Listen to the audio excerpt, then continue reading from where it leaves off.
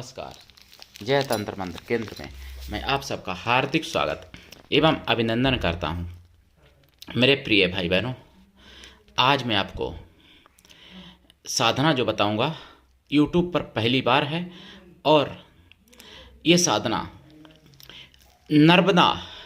नर्मदा योगिनी की साधना है, जिसके लिए आपको हमारा वीडियो अंत तक देखना चाहिए।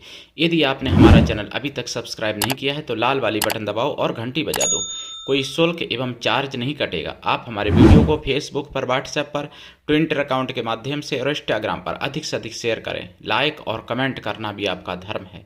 दुनिया में जिसका कोई नहीं, मैं उसका हूँ।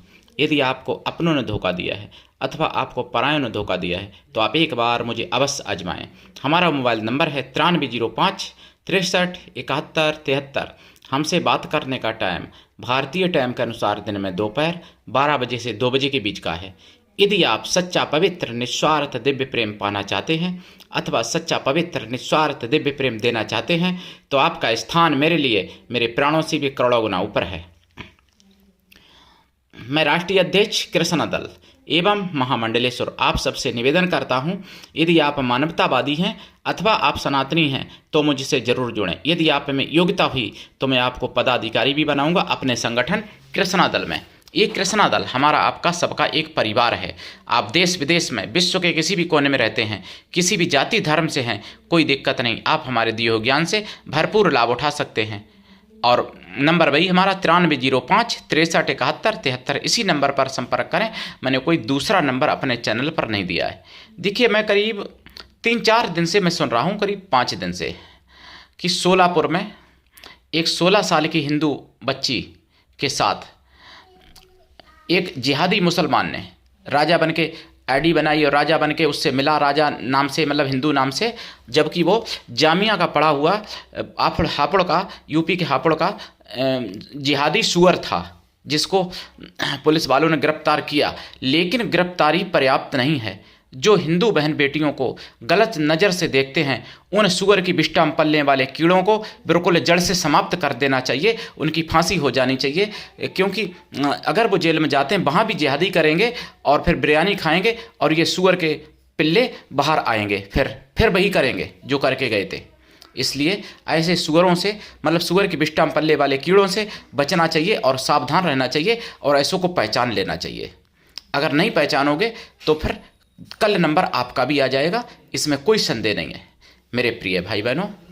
दूसरी बात, मैं सुन रहा हूँ भोपाल, मतलब मैं थोड़ा सा डिफरेंस हो गया था, मतलब भोपाल में ये घटना हुई है जो मैंने सोलापुर की बताई है।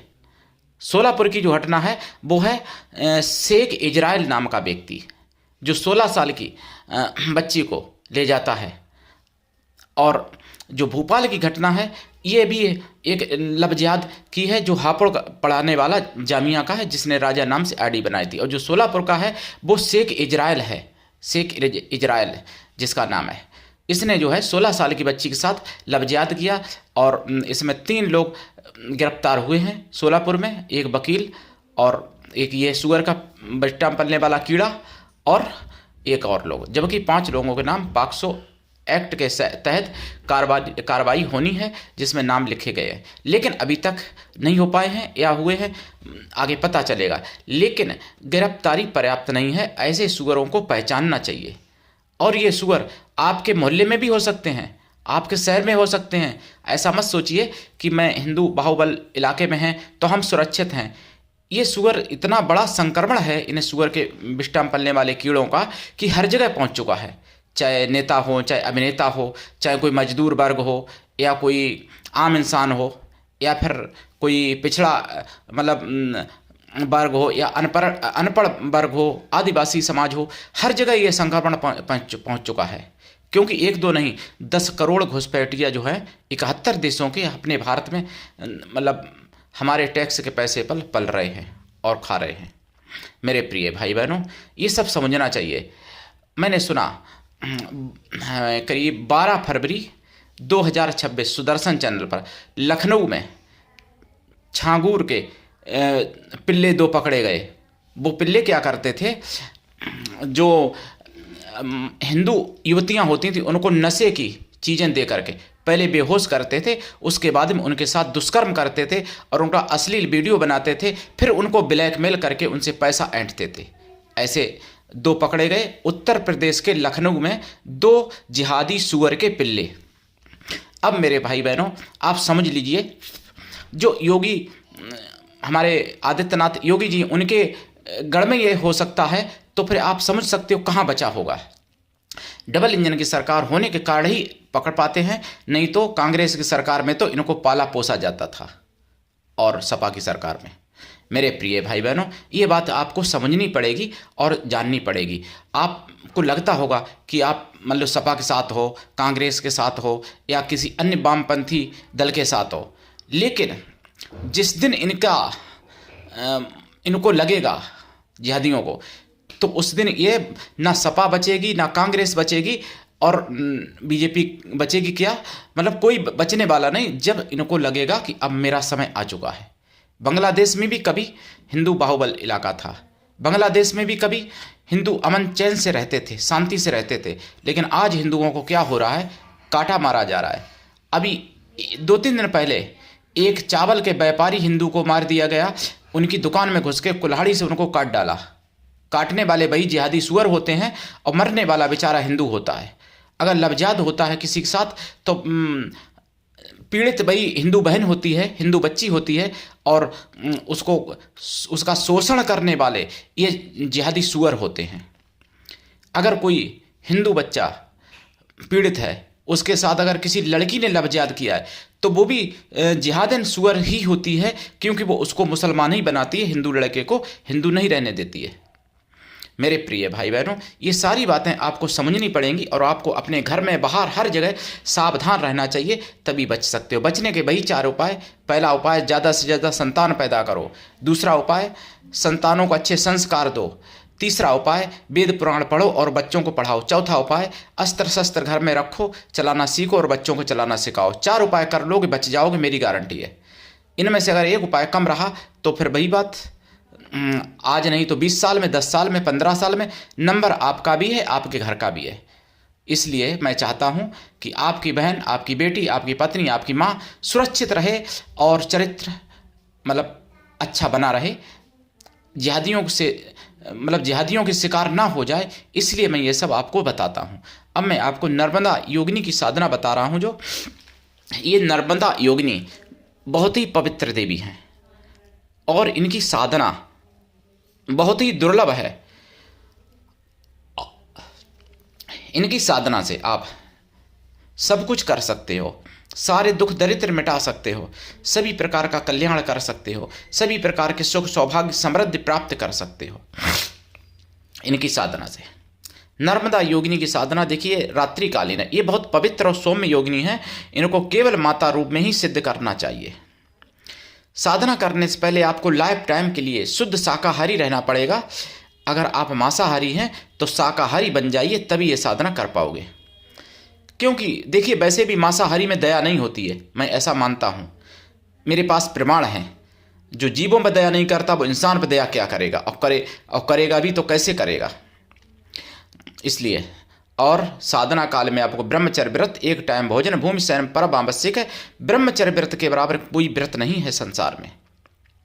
सत्य के बराबर कोई तप नहीं है, चरित्र के बराबर कोई धन नहीं है, दूसरे का भला करने के बराबर, परोपकार के बराबर कोई धर्म नहीं है, और झूठ बोलने के बराबर कोई पाप नहीं है। लेकिन वही झूठ, किसी को प्राण बचाने के लिए अगर झूठ बोली जाए तो वो पुण्य हो जाती है। अगर किसी के प्राण लेने के लिए सत्य बोला जाए तो वो पाप हो जाता है। मेरे प्रिय भाई बहनों, धर्म का मर्म जानना भी बहुत कठिन होता है, जो कि आप लोगों को जानना चाहिए। तो ये साधना रात्रिकालीन है। साधना काल में आप अपना आसन लाल रखें या फिर पीला, माला रुद्राक्ष की रखें या लाल चंदन या लाल हकीक, और देसी घी का दीपक जलाएं। पंचमेवा का प्रसाद रखें, खोया की मिठाई का प्रसाद रखें, अष्टमेवा का भी प्रसाद रख सकते हैं। 1 लोटा जल रखें। साधना के बाद प्रसाद खुद खाएं, परिवार में बांट दें। 1 लोटा जल पीपल वृक्ष पर चढ़ा दें, नर्मदे हर बोलकर, और नर्मदा योगिनी की साधना करें। 1.25 लाख जाप में कृपा प्राप्त हो जाएगी, कार्य सफल होने लगेंगे और आपको लाभ भी होने लगेंगे। लेकिन अगर आप चाहते हो वचन मिलें, प्रत्यक्षीकरण हो, आपको वरदान मिल जाए, तो फिर भैया ये साधना बरसों तक करनी पड़ती है। वरदान भी देती हैं नर्मदा। ये नर्मदा योगिनी जो है, नर्मदा माता जो है, नर्मदा नदी, नर्मदा माता उन्हीं की सहयोगी शक्ति है। नर्मदा माता कोई साधारण नदी नहीं है, ये भगवान शिव की एक पुत्री हैं और उन्हीं भगवान शिव की पुत्री की सहयोगिनी नर्मदा योगिनी भी हैं। उनकी शक्ति जैसे उनकी शक्ति उनकी एक सखी जोहिला भी हैं नर्मदा की, तो ऐसे ही नर्मदा योगिनी भी है। तो नर्मदा योगिनी जब आपको प्रसन्न हो जाए तो सब कुछ प्राप्त करा सकती हैं, लेकिन ये साधना दीक्षा लेके करनी चाहिए। बिना दीक्षा के कभी भी किसी भी प्रकार की कोई साधना में सफलता नहीं मिलती है। गुरु ऐसा हो शिष्य कुछ भी ना ले, लेकिन शिष्य भी ऐसा हो गुरु को सब कुछ दे, गुरु पर पूर्ण विश्वास करे, गुरु के लिए समर्पित रहे। गुरु ऐसा हो जिससे अपने मन की सारी बात कह सको, अपना सुख दुख भला बुरा पाप पुण्य सब कुछ बता सको। गुरु कोई भी हो सकता है, गुरु भाई भी हो सकता है, गुरु पति भी हो सकता है, गुरु पुत्र भी हो सकता है। कपिल मुनि महाराज अपनी माता के गुरु बने थे, देवभूति माता के कपिल मुनि महाराज। गुरु मित्र भी हो सकता है, गुरु छोटी कास्ट का भी हो सकता है, जाति पात नहीं होती है गुरु शिष्य में। और गुरु कम उम्र का भी हो सकता है, गुरु ज़्यादा उम्र का भी हो सकता है, गुरु आपकी समान उम्र का भी हो सकता है, इसमें कोई संदेह नहीं है। जाप करें, जाप का दशांश हवन करें, हवन का दशांश तर्पण करें, तर्पण का दशांश मार्जन करें, मार्जन का दशांश पवित्र ब्राह्मण पतिव्रता स्वासिनी स्त्रियों को भोजन करा दें अथवा पवित्र ब्राह्मण कन्याओं को भोजन करा दें। कन्या या स्त्रियां किसी भी जाति वर्ग की हो सकती हैं भोजन कराने के लिए, लेकिन वो मन से तन से पवित्रों एवं शुद्ध शाकाहारी हों। ये साधना करने से अगर आपने कभी नर हत्या की है वो भी नष्ट हो सकता है पाप इनकी कृपा से, लेकिन दोबारा नर हत्या न करने का संकल्प लें। और हाँ, कोई अधर्मी है पापी है उसको मारने का संकल्प लेना चाहिए, क्योंकि पापी को मारना पुण्य होता है, पाप नहीं। मेरे प्रिय भाई बहनों, ये मैं नहीं कह रहा हूँ, अगर किसी को मेरी बात हैज स्पीच लगे तो सुनिए। रामायण में कहा गया है, अनुज बधू भगनी सुत नारी, 63 कन्या समये चारी, इनई कुदृष्ट बिलो कई जोई, ताई बदे कछु पाप न होई। ये रामायण में लिखा है, मैं नहीं कह रहा हूँ। अगर आप मेरी बात को हैज स्पीच मानते हैं तो रामायण से ये चौपाइयाँ हटा के दिखाइए। मेरे प्रिय भाई बहनों,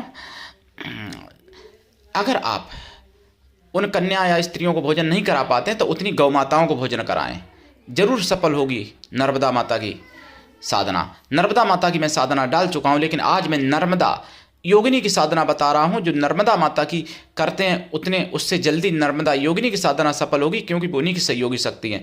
फिर नर्मदा माता की साधना भी करने से आसान हो जाएगा आपके लिए, अगर नर्मदा योगिनी की आपने साधना पहले से कर ली है तो। आगे कभी मैं जोहिला, उनकी जो दासी हैं जोहिला नाम की, उनकी भी मैं साधना बताऊँगा नर्मदा की। जोहिला माता की भी अभी साधना किसी ने नहीं डाली है, जिन जोहिला का विवाह सोनभद्र के साथ हुआ था। मेरे प्रिय भाई बहनों, करिए साधना। और आप सबका चैनल अकेले हमारा नहीं है, इसलिए अपना चैनल समझ के इसको आगे बढ़ाइए, जागते रहिए और दूसरों को जगाइए और सनातन धर्म की आवाज़ इसलिए जन जन तक पहुंचाइए। आज के लिए इतना ही। नर्मदे हर। जय श्री राम, हर हर महादेव, वंदे मातरम, जय सनातन, जय हिंदू राष्ट्र।